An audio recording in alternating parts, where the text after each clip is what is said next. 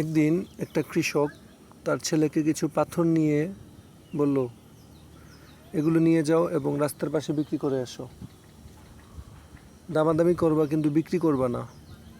তো ছেলে অনুযায়ী বাজারে গেল, রাস্তার পাশে দামাদামি করে 50 টাকা দাম পেল, কিন্তু বিক্রি না করে বাসায় ফিরে আসলো।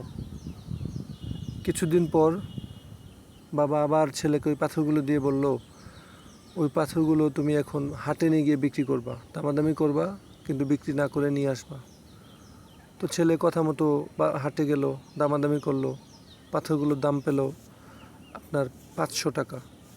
তো বিক্রি না করে বাবার কথা মতো বাসায় চলে আসলো।